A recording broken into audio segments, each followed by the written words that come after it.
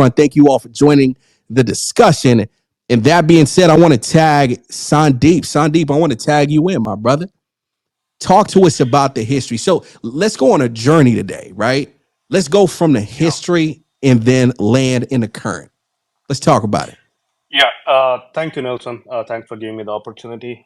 There's a lot of misinformation out there, lies, half truths, whatnot, and they're spinning their own narrative. I will give a brief history.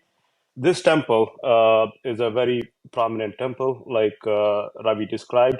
It is Ayodhya, where the temple was, is like Vatican for Catholics, Jerusalem for Jews, and Mecca for Muslims. That's how important it is. It's Lord Ram is culturally and religiously very significant person for Hindus, Sikhs, Buddhists, and Jains, basically all Indian religions.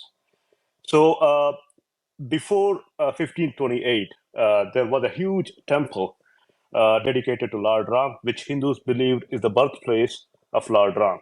And this is corroborated by a lot of traveler accounts at the time, both Persian travelers and also Western travelers who visited that place. They saw a large amount of pilgrims coming to that place and worshipping and venerating that place. And in 1528, Babur, a Mughal, invaded India, and he destroyed the temple, and broke all the idols. And with the debris of that temple, he built a structure there, which he called a mosque.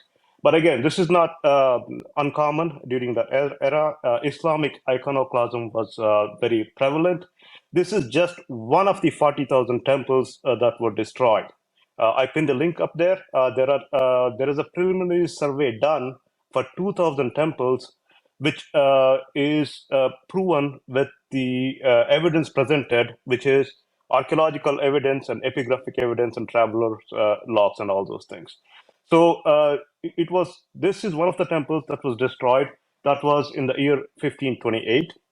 And this fact was later proved with the evidence that was presented to court, and that's how the judgment was given. So as soon as this temple was destroyed, Hindus all across India made a lot of efforts to reclaim the temple. Even after the destruction of the temple, people kept on going there and venerating that place, circumventing that place, and all those things. This is also can be verified with the writings and accounts of travelers at that time. And around we have records of around 1751 Maratha kings going there and making a claim to reclaim the temple, because that were unsuccessful. Then we had Rajput kings also going and trying to reclaim the temple. There are many kings, Gurjara, Pratihara kings going there and trying to reclaim the place, but was very unsuccessfully. But Hindus always went there to venerate. And let's come back to, this is during the Muslim era. Let's come to British colonial era, 1858. So that's when the case was registered in a British legal system, which is the oldest surviving case in the British Indian history. So the case was about Nihang Sikhs who went there to the structure where it was called a mosque. These people went there, captured the place, and wrote Lord Ram's name on the walls and did the Havan, which is a fire ceremony of Hindus and Sikhs do in that place. Put up tents there and captured. They were there for more than a month, and Muslim parties went and complained to British, whatever the administration at that time. That's when the case was registered. The evidence of that case registration is still available. So that was the first legal case. And again, this is 1858. Now, fast forward to 1949. That was 2 years after independence. There was also an attempt made by Hindus to go there and install an idol of Lord Sri Ram, which they were successful. And government tried to remove it, but they were not able to, because that was considered as a provocation. They feared that there could be a lot of riots. That's why they left there.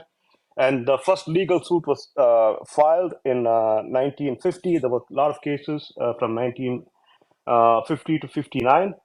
And the Congress government, which is not BJP, not Modi, its opponent, Congress government in 1986, basically opened the gates of that disputed structure.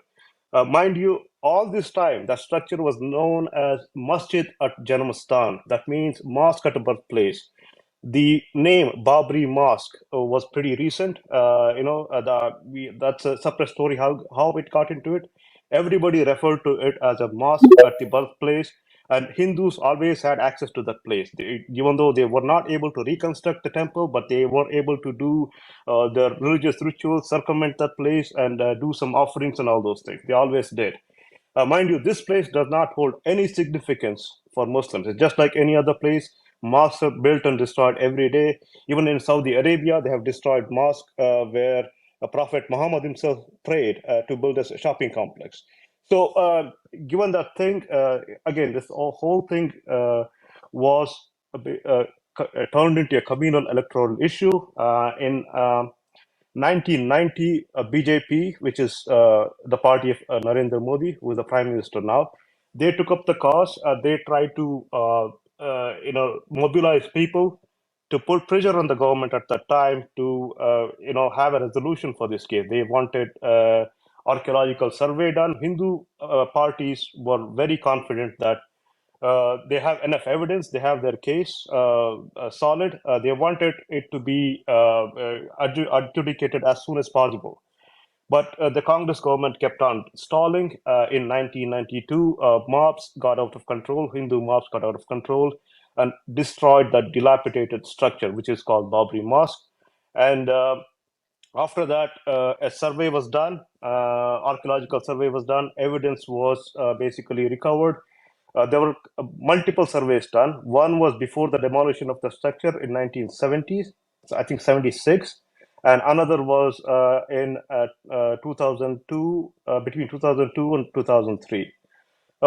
This survey was done with the presence of media, with two parties, Hindus and Muslims. Even the workers who dug up the place were divided into Hindus and Muslims. Every artifact that was dug out was documented, photographs, and everything. So after all these things, a court looked into all the evidence and basically ruled in favor of Hindus. Court agreed that there was a temple before it was destroyed, and from the debris of the temple, this structure was built. Hindus have full right to rebuild the temple. The Supreme Court gave the verdict in 2019, and in 2020, a foundation was laid to construct the temple. In 2024, the temple is open. This is a 500-year-long struggle for Hindus. I see it as a decolonization project.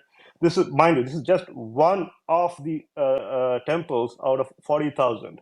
Not only temple destruction, it also accompanied with slaughter, killing, and forced conversions, millions of people. So this is a very big day. I think everyone should see it as a decolonization of India, which everyone should applaud this. I mean, there's enough evidence to show that that structure, that place